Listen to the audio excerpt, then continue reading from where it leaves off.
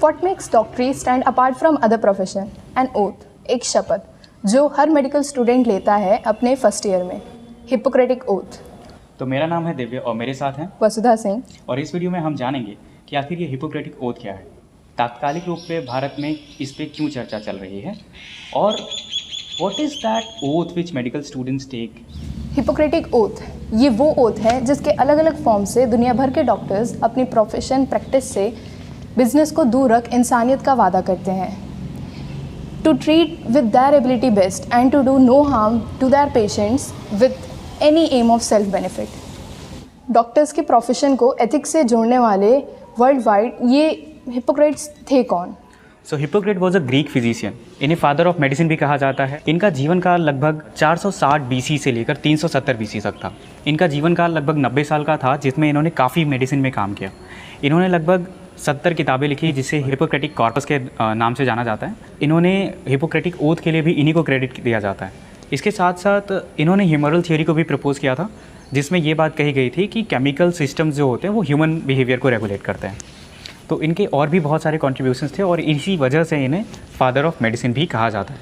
तो प्राचीन ग्रीस के ये एक डॉक्टर थे हिपोक्रेटिस, जिन्होंने हिपोक्रेटिक ओथ दी थी और वही नैतिकता का चार्टर बना भावी मेडिकल स्टूडेंट्स के लिए। पर इस समय सुर्खियों में चल रही चरक शपथ क्या है, आखिर इसको जानते हैं वसुधा से। चरक शपथ इस संस्कृत टेक्स्ट ऑन आयुर्वेदा चरक संहिता का वो हिस्सा है जो एक चिकित्सक छात्र को अनुशासित व संयमित जीवन की ओर ले जाने की कोशिश करता है और एक चिकित्सक को उसके कर्तव्यों का ध्यान कराता है। तो अब महर्षि चरक कौन थे या फिर चरक संहिता क्या होती है? तो महर्षि चरक कुषाण राज्य के राज्यवैद्य थे, जो कि कनिष्क डायनेस्टी के अंदर आता था।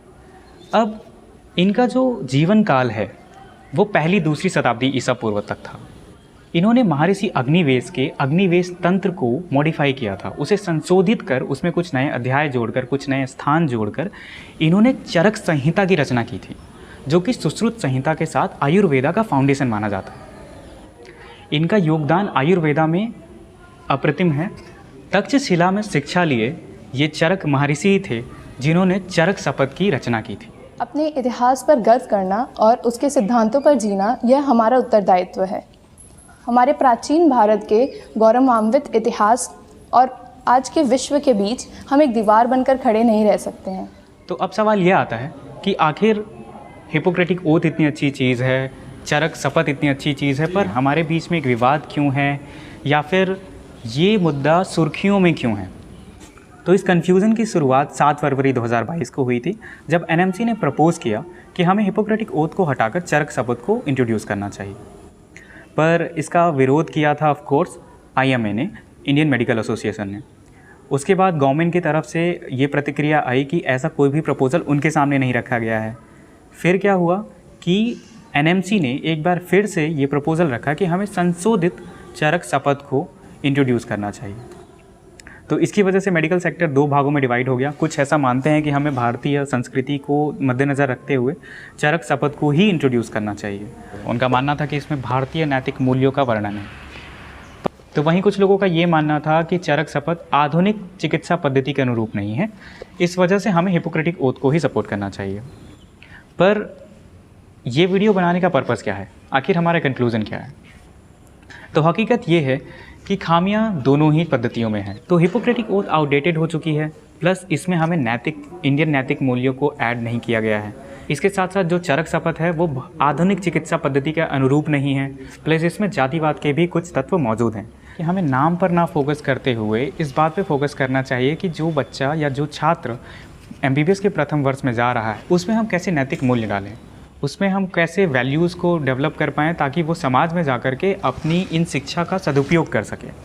इस वजह से हमारा जो सल्यूशन है इस प्रॉब्लम को लेकर वो ये है कि हमें एक मिला जुला रूप प्रयोग में लाना चाहिए, जिसमें या तो हम हिपोक्रेटिक ओथ को मॉडिफाई करके उसमें इंडियन कल्चर को इंक्लूड कर सकें, या फिर हमें चरक शपथ में इस पर जो सामाजिक या फिर आर्थिक स्थिति है हमारे देश की, प्लस जो आधुनिक चिकित्सा पद्धति है उसके मूल्यों को उसमें जोड़ना चाहिए। या फिर सबसे उत्तम तो ये रहेगा कि हमें इन दोनों का ही एक मिला जुला रूप जो है बनाना चाहिए और उसे इंट्रोड्यूस करना चाहिए प्रथम वर्ष के छात्रों के बीच में, जिसमें कि भारत के नैतिक मूल्य भी हों, जो आधुनिक चिकित्सा प्रणाली है उसके अनुरूप भी हो, प्लस इसके साथ साथ जो भारत की सामाजिक एवं आर्थिक स्थिति है उसको भी मद्देनज़र रखते हुए हमें एक ओथ को बनाने की ज़रूरत है। इतने स्ट्रॉन्ग, इतने सशक्त ओथ की जो कि हमेशा एक छात्र को, एक डॉक्टर को या फिर एक मेडिकल हेल्थ वर्कर को इस बात का स्मरण कराए, ये याद दिलाए कि वो डॉक्टर क्यों बना था, उसके हाथ में कौन सी जिम्मेदारी है और कैसे हम इन लोगों का भला कर सकते हैं, कैसे हम एक दूसरे का ख्याल रख सकते हैं, कैसे हम स्वास्थ्य में वृद्धि कर कर इस देश को भी आगे बढ़ा सकते हैं। So thank you so much for watching the video till and. And do share your views in the comment section below. We'll be more than happy to receive any comments from your side. And we'll meet in next video.